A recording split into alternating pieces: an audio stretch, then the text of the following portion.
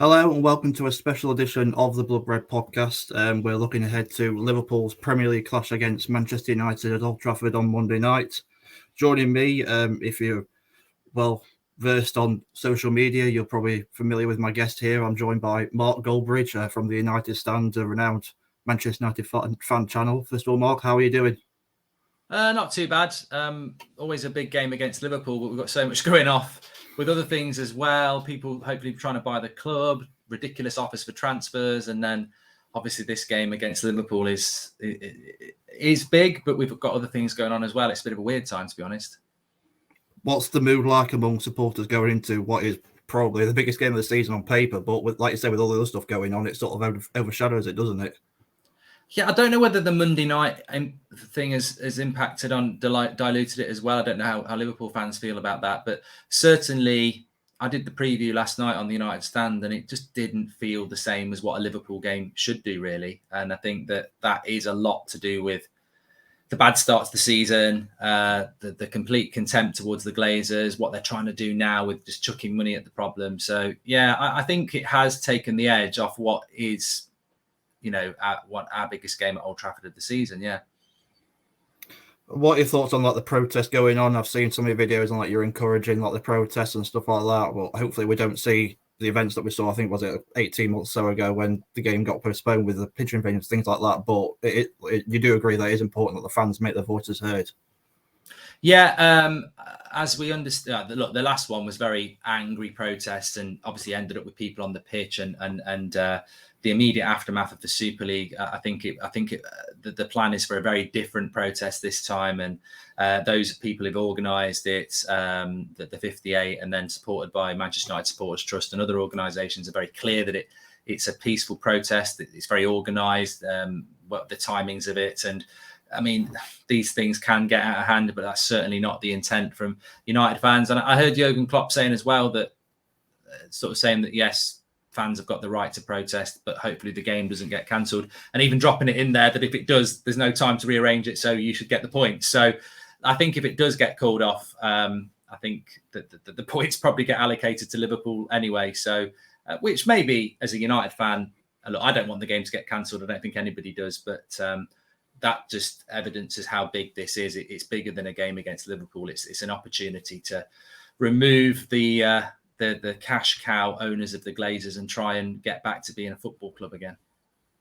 So if United were to lose on Monday night, that would leave them with 0 points from a possible 9. I don't know if you're more versed on United than I am, but that probably would be one of the worst possible starts in the club, certainly in Premier League history, if not ever. Where would that leave Erik Ten Hag if that was to happen? I mean, I'm expecting that to happen simply because I think even if United had beaten Brentford and Brighton, I still think Liverpool, evidence is there again that Liverpool are a better side, that they're the best side in England, I think, with Manchester City. So I think we'd be underdogs anyway. But in the circumstances and the lack of quality we've got, I think we probably will lose. And I don't think it impacts on Ten Hag. As a fan, I'm not laying the blame at his door at the moment, which is weird if a manager loses his first 3 games. But I think he's been so severely hindered by the antics of United's hierarchy this summer. I mean, he's also had the Ronaldo issue, which again, he's inherited.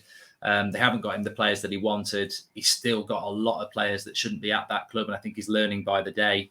He's probably made some mistakes around captaincy and selections, but I think Ten Hag will start to get some pressure from the media. We're getting hints from that already, but the fan base, from what I've read and see, generally, I do not think he will lose any support tomorrow if Liverpool win. I think the Southampton game is the one where things need to change, especially with Casemiro coming in. So last time Liverpool went to Old Trafford, it was the infamous 5-0. Very good for Liverpool fans, but not so much from your end of things. What's changed in the 10 months or so since, obviously, apart from the change of manager, but in terms of the mindset among supporters, how much did it change since that result? I think one of the big things has been the acceptance of the situation United are in. I remember that game, and we probably went into that game as underdogs, but hoping we could get a result, and it was an absolute annihilation. I mean, to see Liverpool at Old Trafford taking the foot off the pedal in the second half was probably more embarrassing than what they did to us in the first half. It was complete and utter obliteration, and then it was done again at Anfield. But I think what's happened at United, and I've not seen it happen before, and it needed to happen, is where when Rangnick came in, he was criticised, but the main focus of the fans' fury or frustration has been the players. And I think that is something that has changed since that Liverpool game, where United fans just look at these players and they get a lot of stick. They do. They've had "you're not fit to wear the shirt" sung at them by our away support, which for me is the best away support in the world. And, for them to do that, they're very loyal. I've seen them sing for Van Gaal and Moyes and Ollie when we know they're going to get sacked. So the fans have very much laid the blame at the players' door over the last 12 months, which has been, a shift, and it needed to happen, as well as the constant of how the club is run. Yeah, one player who, I think we're expecting to talk about going into this game was Darwin Nunez. Maybe not as much now. Now we know the fact that he's not going to play. But how do United fans feel about missing out on him? Because United were heavily linked with him, and then Liverpool came in. Well, I think probably Liverpool were the front runners all along, but United certainly made their interest known. Yeah, I think you get two trains of thought on that. You get, when he goes to Liverpool, he's rubbish, and we never wanted him anyway, and he's a flop. And look at him, and that's the rivalry, isn't it? I want him to flop. He's a Liverpool player, but there are a lot of fans like myself who just go, look, that was a player that Ten Hag clearly identified, and he chose Liverpool because Liverpool are in a much better position than us at the moment. From what I've seen of him before he went to Liverpool, I would have definitely took him at United, and what I've seen of him since he's been at Liverpool, I'd still take him at Man United. I don't think he's settled in yet, but he's a chance magnet. And I think when he gets a chance, he's just not as smooth as maybe Haaland, but he's going to score a lot of goals at Liverpool because Klopp will develop that side of his game. And, you don't get those many chances by accident. He has a real knack of finding spaces and getting in good positions. And yeah, he might have missed a few, and obviously the sending off last week for you guys was disappointing because he won't be playing tomorrow, but I think he's going to be a success. I said that when they bought him. I think he will be a big success at Liverpool.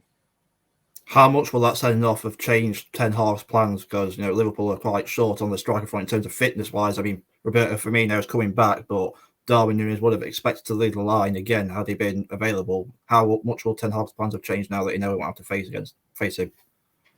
I think there's a rumour that Harry Maguire won't play, and I think there's a feeling in the dressing room that they are struggling with Ten Hag's system, and they'd like to go to something more pragmatic, which means they'd like to go probably to a back five, which is where someone like Harry Maguire does better, as we've seen for England.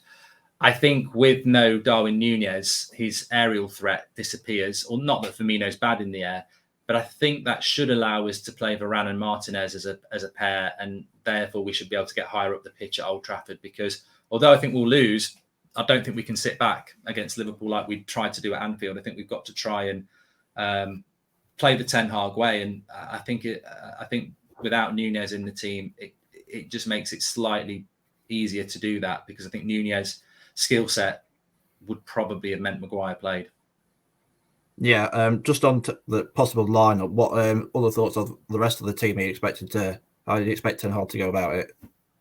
So yeah, I think he will. Hopefully, he'll make a few changes, because when you get beat 4-0 by Brentford, you can't pick the same team. I think Varane has to come in. I and many other United fans can't understand how he's been sat on the bench anyway, with his pedigree. So I think Varane will come in. Maybe Luke Shaw will move out for Malacia as well, the new signing from Feyenoord. Midfield will be really interesting, because that's where the game will be lost, in my opinion.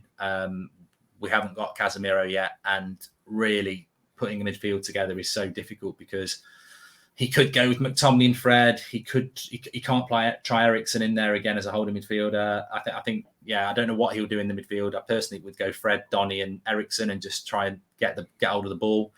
And then I would imagine the front three picks itself, which would be Ronaldo, Sancho, and Rashford. But it's the midfield where we're going to struggle. I don't know what your lineup will be. I know Thiago's probably injured, but I think that's where the game will get lost for us, really.